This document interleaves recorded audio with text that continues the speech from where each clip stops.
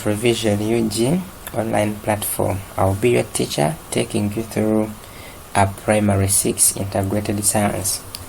By the end of this course, you'll be able to crash integrated science PLE. So let's get started. Our topic today is going to be classification of living things. Then we are going to start by understanding what classification is. So in simple terms, classification refers to the grouping of living things together. Refers to the grouping of living things together according to their characteristics. So living organisms have characteristics that they share in common. So we look at those organisms with the similar characteristics and we put them in the same class. So one of the characteristics we can depend on, or we can look at as we are classifying, one, we can look at the habitat. Where do these living organisms live? So different living organisms share the habitat. For example, the fish live in water. When you look at the crocodiles, look at the gorillas, look at the turtles, look at the some of the snakes. So all of them, they live in water. So we can put them under aquatic class of living organisms. And then another criteria of classification is the mode of feeding. Different organisms have different feeding mechanisms, or they have similar feeding mechanisms. For example, we have organisms that can make their own food, for instance the plants. So we put them under the class of plants. So, and again we have those ones that cannot make their own food. For example, mushrooms feed on the decaying organic matter. So mushrooms, puffballs, toadstools, we put them in their own class. And then another criteria of grouping or classifying these living organisms is the mode of reproduction. So some living organisms reproduce by laying eggs, others reproduce by reproduce their young ones alive. Then from there we are going now to discuss what a living thing is. So living things are things that have life. Living things are things that have life. And now these living organisms, they have similar characteristics. So they have the features that they share in common. So all living organisms exhibit these features as we are going to discuss. Characteristic number one, when you look at this picture, what are you seeing? We are seeing lungs, and these lungs are used for breathing, which means that living things do breathe. So different living organisms use different organs for breathing. For example, man or we people, we use lungs. Other fish are going to use gills. Then insects, they are going to use the spiracles. Then plants are going to use the stomata. Then the spider will use the buckwati, the buccal lungs. Therefore, this characteristic says that living organisms respire. After breathing, that oxygen will enter the blood, then it will be used by the organism's body to release energy, the process called respiration. Therefore, living organisms respire, so they carry out respiration. So this is the process by which they obtain energy by the help of oxygen they have taken in from the atmosphere. So this energy will help them to carry on their life processes like digestion, like excretion, and repairing the worn out cells and so on. Then this other characteristic, we are seeing a baby breastfeeding, meaning that living organisms feed. So they feed. Living organisms feed. Why do they feed? They feed in order to do what? To survive. And different living organisms have different feeding mechanisms. For example, these plants, for them, they make their own food. So for them, they make their own food. Then animals, then these animals depend on already made food. So for them, they depend on already made food. Then we have a class of organisms called the fungi. These ones depend or feed on dead, decaying organic matter. A feeding relationship known as saprophytism. So for them, they feed saprophytically. So living organisms feed in order to survive. And then when we come to this characteristic number 3, this one we are seeing birds. And what are birds doing? The birds are in air. Then once they're in air, what is that action? They are flying. Therefore, this tells us that living organisms move. So they move, others can locomote. So they move due to different reasons. Some move to get protection, others move to get food, others do move to run away from harsh weather conditions, and so on. Then another characteristic of living organisms, still we are looking at these characteristics and our topic classification.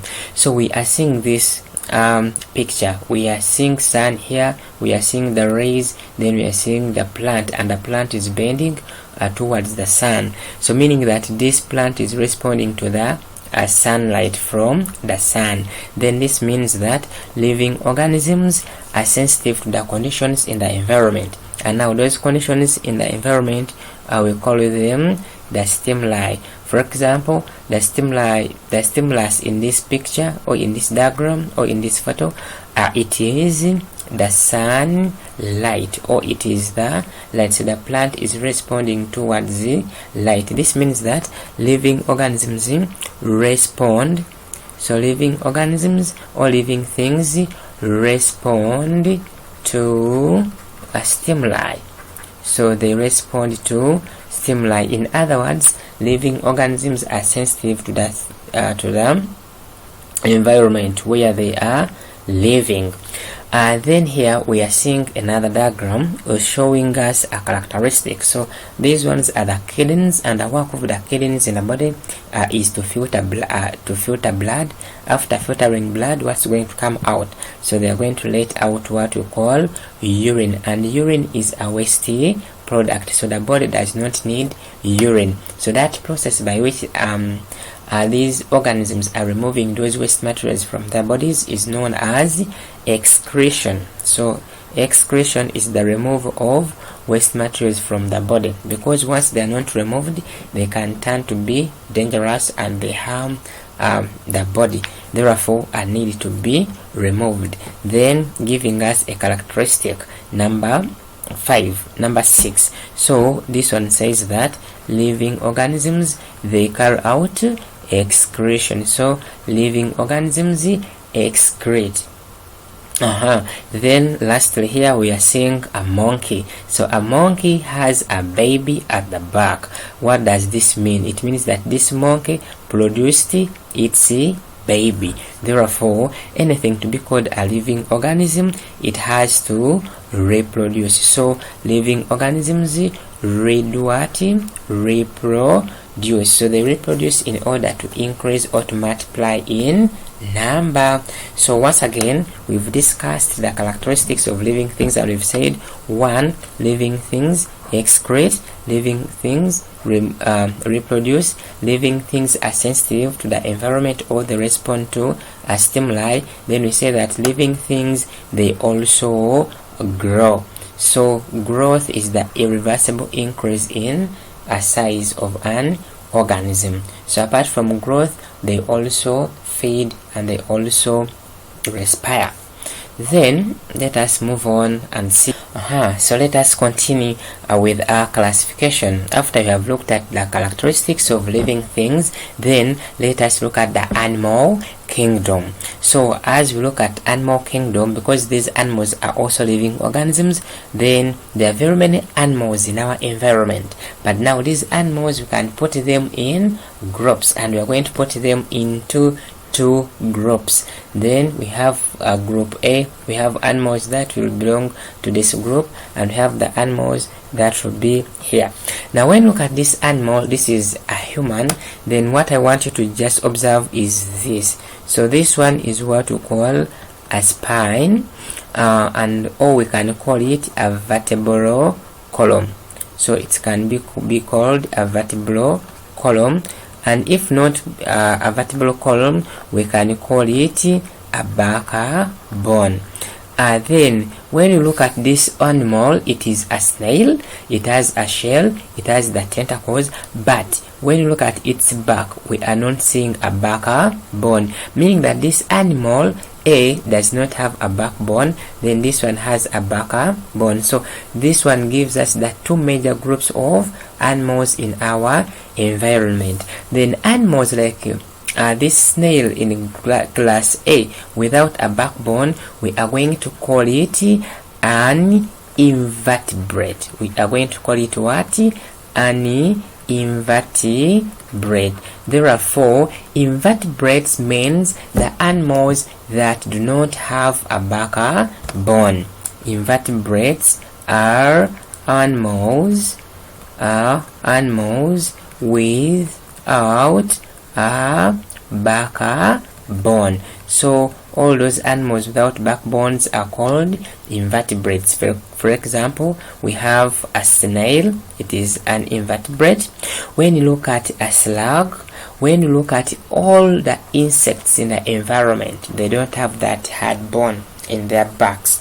Then when you look at the octopus, if we look at the spider, so all these ones, they don't have a backbone, or they don't have backbones, so we call them invertebrates. Then these animals in class B with a backbone, we are calling them vertebrates or vertebrates, meaning that vertebrates are the animals with backbones, whereas invertebrates are animals without backbones. Then this backbone is very important. Remember, we've said if you don't call it a backbone, you call it a vertebral column or a spine. So inside this backbone of these vertebrates, there is what we call a spinal cord. There is a spinal cord. Then this spinal cord connects to the brain, carries the information from all the parts of the body, then it takes it to the brain for interpretation, and then brings it back. So it is very, very important. Therefore, a backbone or a vertebral column or a spine protects a spinal cord. Therefore, a spinal cord is being protected by a backbone. Now, we are now going to look at vertebrates into details. So we are going to look at vertebrates, animals with a backbone. Here we are having a fish and we are seeing its backbone. So a fish is a vertebrate, it has a backbone. When you look at man, we are vertebrates, we have backbones. When you look at the zebras, the leopards, the lions, fish is already mentioned, crocodiles, turtles, snakes, all those ones have backbones, therefore they are called vertebrates. Now, let us look at these characteristics into details. One, all vertebrates must be with a brain case. So vertebrates have a brain case. So a brain case is also known as the skull, which is also known as a cranium. So a cranium. So the importance of this skull or the cranium is to protect what we call the brain. So the skull or the cranium protects the brain, not only the brain but also the eyes, then also the inner ear. So those ones are being protected by the cranium or the skull. Then Another characteristic number 2 here, which is shown in this diagram, is that these vertebrates have what we call an endoskeleton.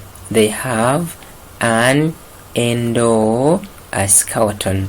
Remember, a skeleton is a framework of bones, but we can also define it as a structure that supports the body of an organism. So an endoskeleton, that structure is found inside the body of an organism. So this fish had meat, then the meat was eaten, then the bones remained. So the bones were found inside the body of a fish. So that's what we call an endoskeleton. So all vertebrates have endoskeleton.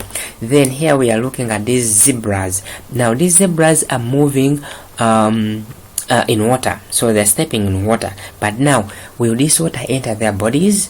Oh right, no, they will not. The water will not, meaning that their skins cannot allow water to enter them. Therefore, that one makes the third characteristic of these vertebrates. Anything to be called a vertebrate, it has to be with a waterproof skin. So vertebrates have waterproof skins. For example, these birds stay outside, then rain falls on them, but that water does not enter them. Fish live in water, but water does not enter inside their bodies. That means that their bodies are waterproof, or their skins are waterproof. So vertebrates, once again, they have waterproof skins, they have an endoskeleton, they have a brain case, and vertebrates are bilaterally symmetrical. Vertebrates are bilaterally symmetrical. This means that we can divide their bodies into two equal halves in different planes. So vertebrates are bilaterally symmetrical, have an endoskeleton, they have a waterproof skin, and they have a brain case. Then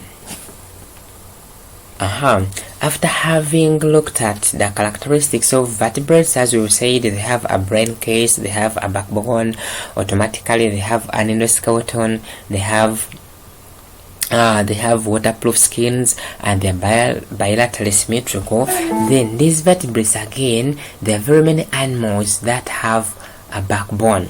Now these vertebrates, we also group them into groups. Then here we are having group Q, and here we have group Z. Then group Z, it has an animal, and this animal is called a bush what? A bush baby. So it is a vertebrate because it has all the characteristics of vertebrates. Then when you look at this one, it's a snake. Then this snake is in water, which means that the blood of this snake is cold, but now we are going to find that this bush baby is going to be warm. Therefore, we are getting our two groups of vertebrates. So these vertebrates are divided into two groups. Now this group Q is going to be for the cold-blooded vertebrates. They are going to be this one is representing the cold-blooded vertebrates. Now what are they? Now these cold-blooded vertebrates, their body temperature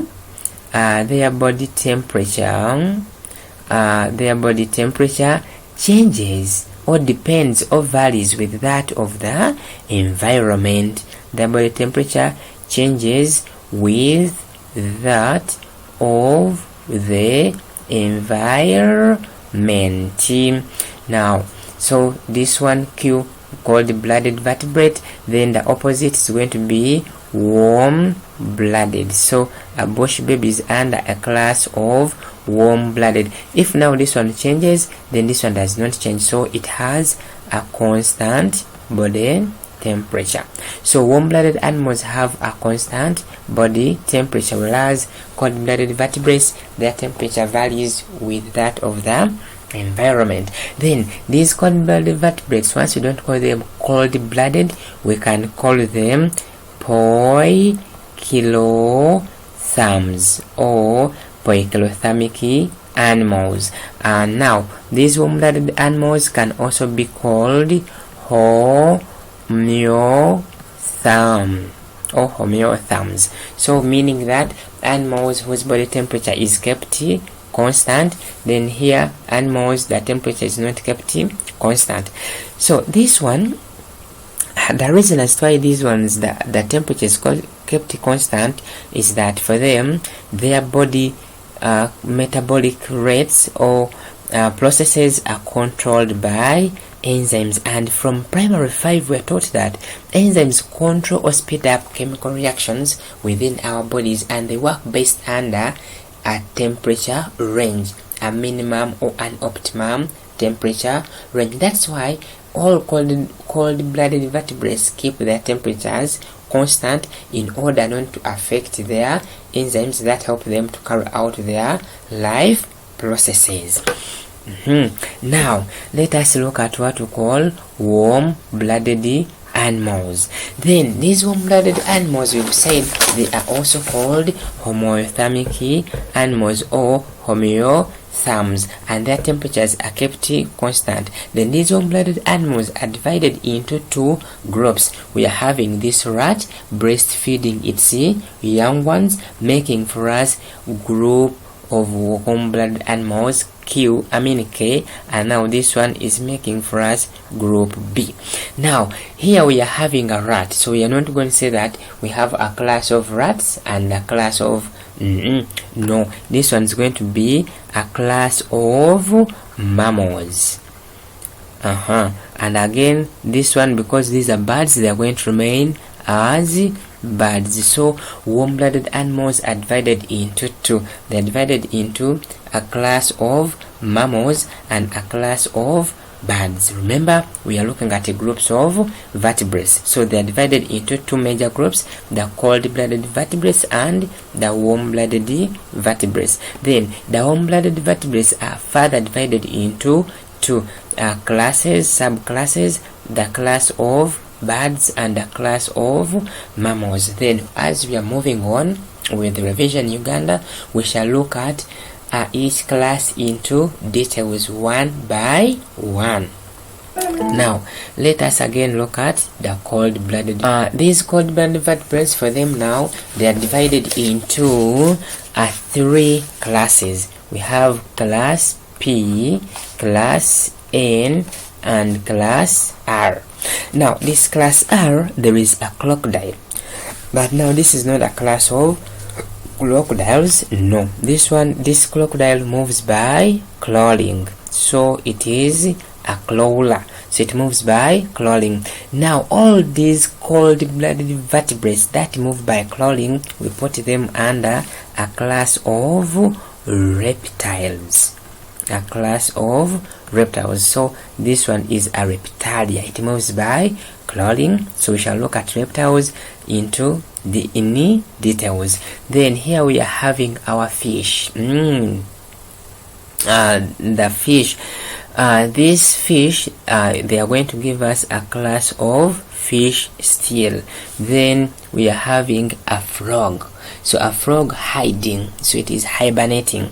So this frog does not make a class of frogs, no, it's going to make a class of amphibians. The word is amphibians. So class of amphibians, a class of fish, and a class of reptiles. So these are 3 classes or that make up the cold-blooded animals, or the poikilotherms, or the poikilothermic animals whose body temperature is varying with that of the environment. Therefore, this one marks the end of our first lesson, classification of living things. Thank you for choosing Revision Uganda. In the next video, we shall look at warm-blooded animals and a class of mammals. Thank you.